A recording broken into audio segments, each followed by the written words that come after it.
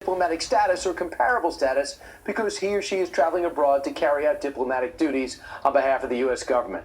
The only problem? Band is not a diplomat. He is just a Clinton friend. More on this. We bring in author and filmmaker Dinesh D'Souza. Dinesh, you have a problem with this revelation?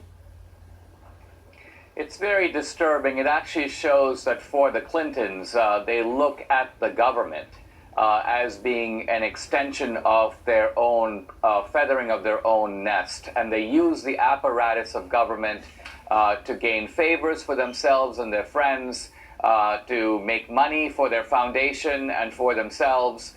And, you know, we've seen this kind of corruption in America at the local level before, but I've never heard of a Secretary of State, in a sense, renting out policy, renting out access in the shameless way that the Clintons have now done. It's unbelievable, and we're just getting these revelations now because these emails were put on an unsecure server, and this investigation has exposed all this linkages, which you have chronicled and told people about before. Another linkage I think is worth bringing up. Former President Bill Clinton using taxpayer money as a former president to subsidize the Clinton Foundation staff and a private server setup. Now, that money's coming to him as a former president. But to use it for this, is that a problem? Well, let's think about this. The purpose of tax exemption is to encourage people to do charity.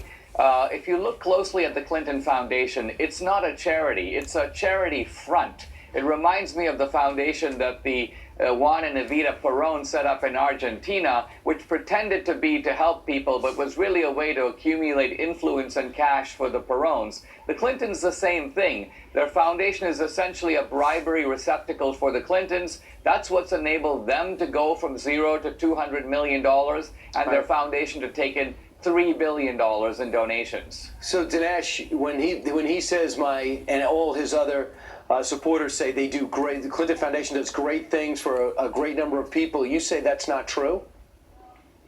I think when you look at the Clinton Foundation's own reports, you know, somebody builds a school in Haiti, the Clintons visit the school, and then they list the school as something that they funded. It's almost like they paid for the school. It's not true. So the way that the foundation structures its, quote, giving, it takes symbolic credit for things it never did. All right, I want to talk about Hillary's America. You are re-releasing it to selected theaters this weekend.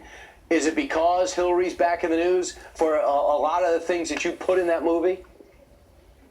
Well, it's partly just by popular demand, people calling the theaters and saying, hey, we want to see this movie. And so the theaters decided to re-release in 400 theaters this weekend.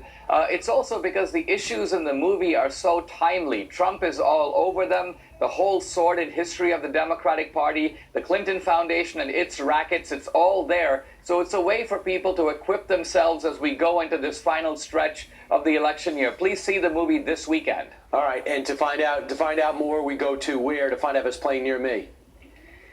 The website is Hillary'sAmericaTheMovie.com. Hillary'sAmericaTheMovie.com. You can plug in your zip code, it'll tell you where it's playing. So you got a lot of stuff coming out, and a lot due. Now we do understand, too, Dinesh, they're going to be releasing Hillary's schedules.